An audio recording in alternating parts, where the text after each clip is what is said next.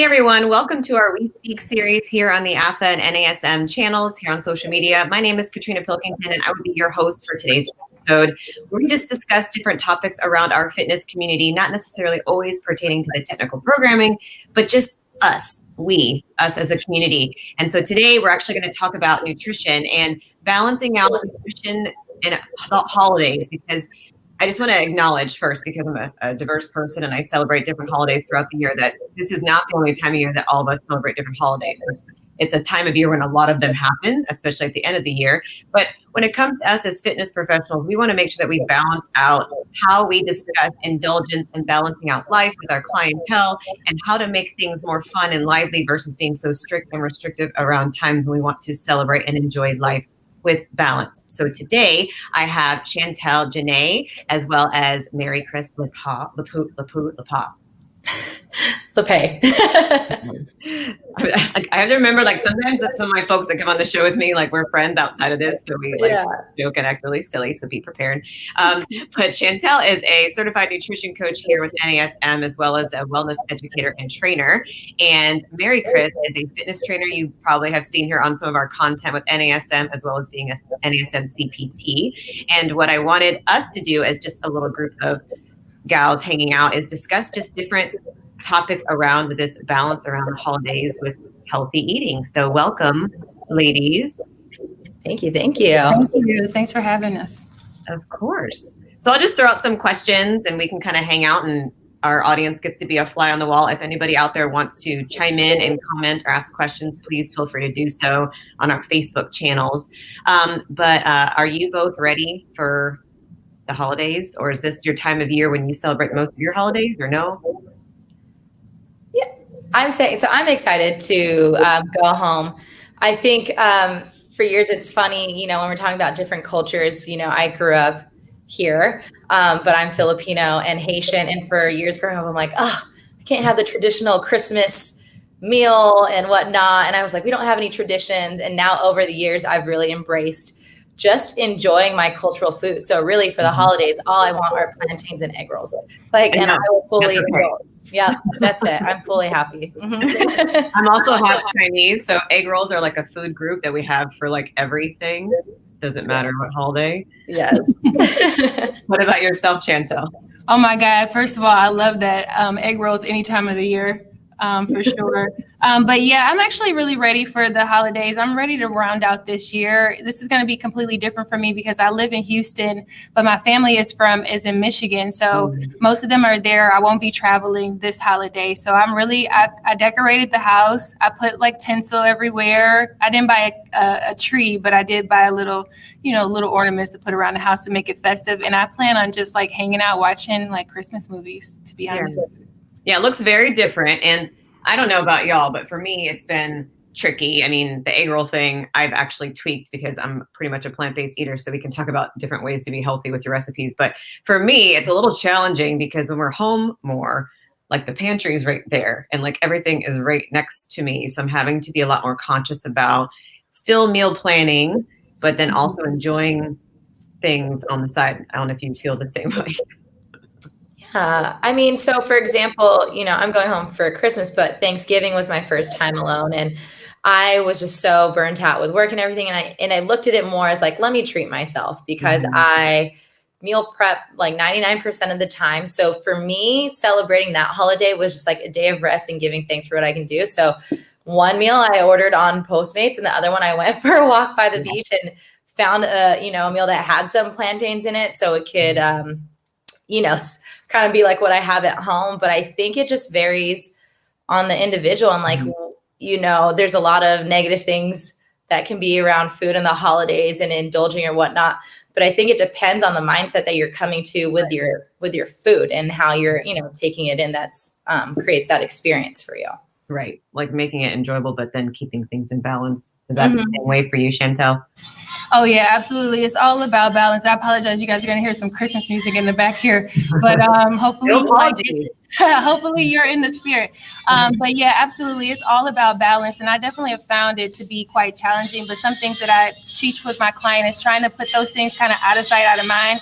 Right. The more that you put them to the side and make them less convenient for you, the less likely you are to indulge. you know? Right. Yeah. And that's kind of how I feel as well, making sure to dive into celebrating my traditions. So we can talk about that next. And I'm very much like Mary Chris. Like I said, I love egg rolls. So finding different ways for clients and folks that I know to embrace the foods they love. And if they are extremely indulgent and you want to be eating them, not only the holiday, but the day after and the day after and the day after and the day after, maybe finding a spin that's healthier. So I know for us, we've been able to formulate and find recipes for egg rolls, for example. This is going to be the theme of the show. Where we use the clear rice noodles, we use carrots, daikon, and we also use taro in place of meat because I'm plant-based. So it's actually pretty hearty and it tastes delicious. And we make sure that we try to use more of the saute flip method versus the deep fry method, but just a little tweak, but they still taste amazing. Yeah. I love that you are doing, and I know that you're plant-based, and I love incorporating plant-based meals into my clients, informing them about that and how to eat more plant-based, because you can do so many things with mushrooms. You can, and one thing that I've also done is incorporated in my own diet the spices that go along with traditional meals. So for instance, in my house, it's a lot of nutmeg, it's a lot of cinnamon, it's a lot of sage. And so this year for Thanksgiving, I did a solo Thanksgiving, and I baked up some butternut squash, and I did like a maple glaze with cinnamon and nutmeg. And then I did a little stuffing with couscous and sage. And it really reminded me of like stuffing or dressing that I would have at home, but it was a lot healthier of an option, and I still just got that aroma going in the house. So having some swaps like that, you can really get creative and still have that feeling of tradition. Yeah, because healthy doesn't have to always mean like all or nothing. It's just substitution, right? Are you the same way when you cook, Mary Chris? Yeah, and I was going to say, depending on what you have on your dinner table with your family, I also think it's enjoyable to try a new recipe, like how you're saying, to try those swaps. And if you really do take the time to find recipes that you see include a lot of those similar ingredients, but maybe a healthier choice, I think you're less likely to just feel resistant towards it. And I think it's more so about being open to the experience. And also, when you're talking about eating it for days after, if that's something that your family does, it is what it is. And that's, could be something where you practice portion control, or also like what I like to do when, I started this more so as like a way of savings. It said, use the different things in your cabinets, right, to get rid of stuff, because sometimes we just have excess stuff. But maybe I've chosen to cook my vegetables, I don't know, let's just say steam, like a healthier way versus fry them or something. But I might use an extra sauce that I have and throw that on my protein. Right. And I find ways to mix it in portions where I don't feel like I'm wasting food, or, sometimes you feel nervous about wasting grandma's meals or something, versus just eating the entire plate of everything. Just pick and choose it over the days in small portions, because also at the same time, I find that for myself and also my clients that have developed more like healthier eating habits over time, you don't feel good sometimes after all that. Like your body literally can't take multiple days of all that food, but in small portions, it seems to be better and still enjoyable. Right. And the substitutions and swaps are super important, which I'll touch on in a second. But even just for me being plant-based, like we didn't have like a Thanksgiving, we had like a day of gratitude. We changed up the routine this year in my household, just be respectful about different things we've learned with diverse holidays. And one of the things we had was a mushroom, to Chantel's point, loaf from, I won't say the store, but we ordered in, and it was amazing. And we had like this mushroom gravy that we created, and we made a plant-based meal. But the reason why I talk about plants a lot with clients and folks is because it's not to say you can't celebrate with the sweets and those things, but just to remember that your body is still an engine, and that if you're going to go for high fiber, low fat, high nutrient foods first, that you can have unlimited. It's like not as restricted versus the stuff that's more processed can, over time, over the course of a week of eating leftovers, can be a little bit more detrimental. So focusing on what's good for you, but to Chantel's point, using the spices and changing it up to make sure it tastes good. But what are some swaps do you guys bake? I haven't baked. I've been baking my veggies. I like simple olive oil and salt and pepper. I know that sounds, but when I used to work in a restaurant, I was like, man, food actually tastes pretty good with just I know because I used to be simple. The new thing that I tried was an air fryer. I'm experimenting with that. That's new to me. That's fun. Yeah, I cooked salmon in it for the first time. I thought that was a little risky, but it was fine. It's very quick and it's very easy, and you don't need oil. Like it's super quick and crispy. I did some spices and lemon, and I loved it. I love crispy. It's like my favorite food texture. So yeah, love it. I don't bake as much, but I have baked over the last couple of, at least Thanksgiving holidays. And so for my sweet potato pie, I made a sweet potato pie.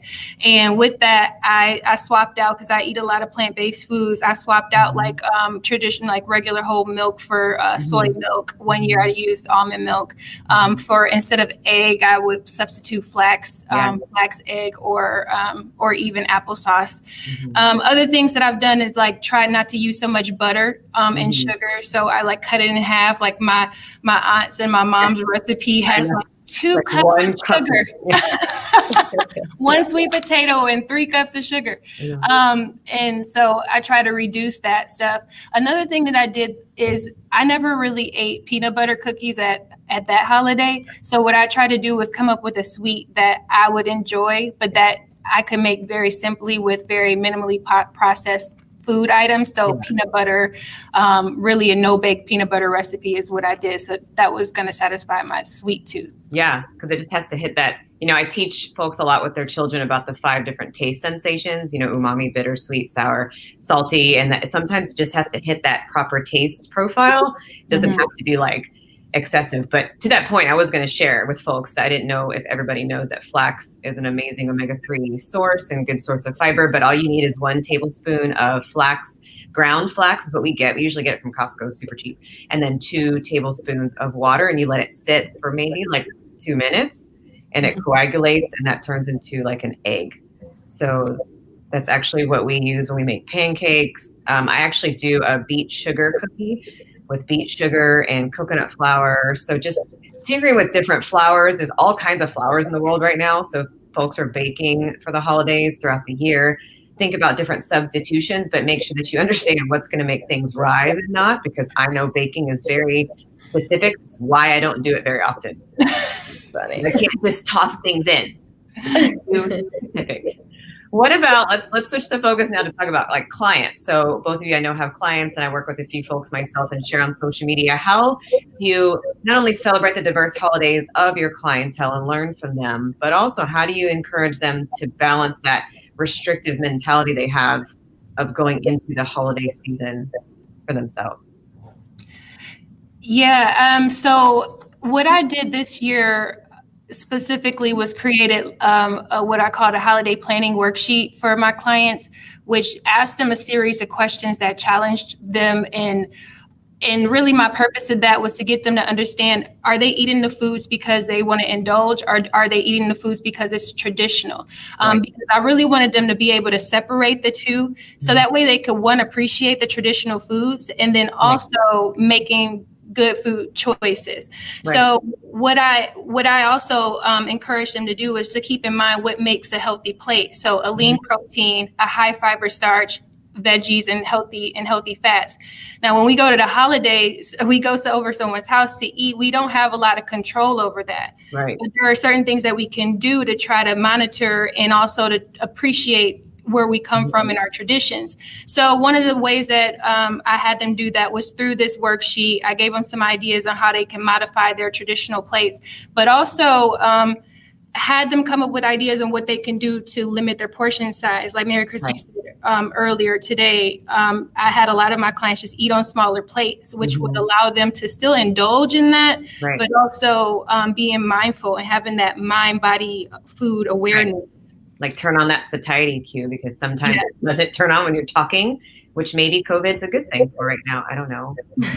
What about you, Mary Chris? Yeah, I was going to say in the same sense, it's so interesting that lately I've been having a lot of conversations with my clients about just this guilt surrounding their food, and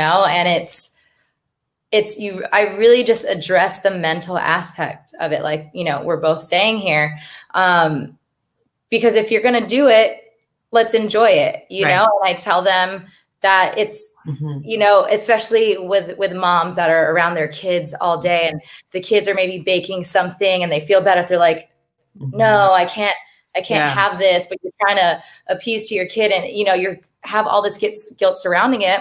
But I'm like, well, what's wrong with the one? The two can find a balance to it. And I think the biggest thing too, typically when I have my clients, they're typically on a weight loss journey. And with it, it's always like, oh, I just know this is a bad food. And I'm like, let's just get rid of the bad and the good. I think it's just really understanding what's in your food and what are you doing throughout the day. Like, let's not starve ourselves, but also at the same time, as we're continually learning how to satiate ourselves, we also might not have that same appetite. And the more that you continue to practice these, better habits of eating, sometimes you look at that food and simply don't want as much of it, or you take just a bite of it and that's just enough for you. And so for me, I just tell them, like, let's look at practicing portion control at this time. And what I love so much about having become a certified nutrition coach is having gone through the course, I feel like it's just such a real program. When it addresses how many times, like, people drink wine, it's a very real program. We understand, people have this all or nothing mentality. And a lot of my talk is really just more in regards to mindset about having some grace with yourself. And, just like Chantel was saying, like, why are we having it? Are we indulging it, or because we simply want to enjoy it? And then from that point, I think it changes that experience and you're able to make a more conscious decision. And also remember, sometimes during the holidays, depending how much you have to do for kids, let's respect also the point of maintenance as well. Sometimes we're like, I have to lose weight. Oh, I don't want the holidays. It's like, no, let's celebrate that we're healthy and we have this opportunity to be with family and go from that place. That's literally what I tell folks, is that the holidays, or your holiday time during the year, doesn't have to be this month. It could be any time of the year, is for maintenance. It's not for miracles. A lot of people expect a miracle during a time you want to enjoy yourself. Like, maintenance, not miracles. And then also, like, to your point, Mary Chris, like, you can't, when we talk about now balancing this into workouts, you can't necessarily work off a bad meal, and you don't have to punish yourself because you indulge one day. You just move on to the next day and learn each day the lessons that you learned from the previous day. And like you both talked about, journaling, writing down your feelings and thoughts around what happened that day. And, I know from my own personal experience, going from being somebody who was a bad eater to just a more free eater, I just have to be mindful. Like, is this something I want to do, or is it something that I have to do? And should I take a second? Should I drink 8 ounces of water? Perhaps, maybe I'm not hungry. Maybe I'm actually thirsty, and my brain thinks I'm hungry, because those two cues actually aren't associated. The brain can get them confused. To encourage clients to also make sure they drink tons of fluids, so that their stomach's not necessarily rumbling because it's hungry and wants fourths. I love that idea of the maintenance piece and being able to teach them how to navigate through this space, because believe at the end of the day, they won't be with us forever. So what can we do? What tools can we give them that they can carry on and use them at every single holiday, because we have one every other month. So it's not just holiday time in the fall and the winter. We have 4th of July, we have Labor Day, we have birthday parties, we have all kinds of things that come up. And how are you going to navigate that space? But just to your point, there are certain things that we can do to help them be able to drink more water, monitor their portion sizes, making sure they're building out a healthy plate. And Mary Chris, to your point, I actually had a client this past week for Thanksgiving, who found the same thing you just said. She ate a smaller portion, and she realized that she wasn't even hungry. She was like, I just didn't even feel like I needed it. I just felt so empowered. And then she used the phrase, which I thought was so epic, and I just loved it. She said, I gave myself permission to have a slice of pie, and I only had a piece of it. And I just thought, that's what that is. That's when it transitions from being in that beginning stage to being able to maintain this over time. And I was going to say, to piggyback off of that, what I'm finding is, it's a lot of the mentality right now, as we're all navigating a lot of different things right now, is that, while sometimes people will steer off from their trainers, during this time, or their coaches, because they're like, it's about to be inconsistent. I'm telling them, like, that's when you need us the most, because sometimes you just take yourself down this like rabbit hole when, sometimes it's just like they're really half the time talking to us, asking for permission. So I think the more that you know, right now with one of my clients, I'm like, let's just meet on a weekly basis.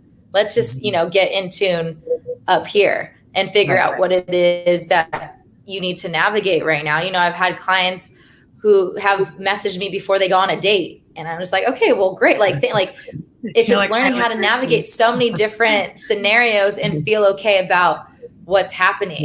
And sometimes when they need that accountability, you give them that extra push. I'm like, okay, well, great. You're going here. Why don't we try this? I know you love these meals. Let's just try it. Let's see what happens. And half the time it's just that willingness to try, because I think a lot of mentality, especially if you're, you know, going through a weight loss journey and then you're here at a party with maybe everybody you haven't seen and they're like, why aren't you eating? And like, oh, you can just eat that, and having to feel like you have to explain yourself versus like, if you truly want to try to be in that social setting and practice portion control, like just go for that. You know, there's a lot that you need to think about. A lot of people have to sit there and understand that you don't have to explain yourself. Like, trust me, being a plant-based eater, I'm kind of glad. I joke about COVID and not having to go to family gatherings right now because I don't have to handle 20 questions of why aren't you eating meat? But I just do me. I don't worry about what everybody else thinks. But to your point, with fitness professionals watching this, remind your clients to lean in. No matter if you're an instructor or a trainer, it's just more for accountability, or have an accountability partner, whether it's a friend, family member who you can check in with to do a workout with, or to check in and say, like, how was your holiday? Know that you can't really do this alone, because then who's going to keep you accountable? Really. Absolutely. You know, and being very mindful of what you choose to eat, and your choices are your choices. You own your choices. Nobody else can do them for you. But move on to the next day and don't get hung up on things, right? Yeah. And what you made me think about just now is just about how we show up in front of our friends and family, because clients like to feel empowered too. And so right now for them, it might feel very off-putting to go to a family function and be the only one who's eating this way. I mean, I was plant-based for a while as well, so I know how it feels, to your point, to have to try to explain to everybody why I'm eating this way. But over time, as you probably know, people start to look up to you, and they start to see how you eat. They watch what you're doing. They see your transformation, how much energy you have. You are creating a legacy for your family and for the people around you to jump on board too, which is a good thing. So I always try to encourage them to look at it from that perspective too. Yeah, I was going to say, to piggyback off of your point, you know, there's been a good handful of times where I have one client, and then a year later, I have trained the whole family. You know, sometimes people are really looking to see if you're going to keep it up. And at the same time, if you do have someone that's close to you and then they see those positive changes in you, it does encourage them to do the same themselves. So to your point, yes, it is very empowering too. And sometimes you just need that person in your corner, your coach, because they understand you, they understand your vulnerability and what you're looking to navigate. And they are someone that can give you that grace and to now give yourself permission, because that's something that we would hope that they would learn. Right.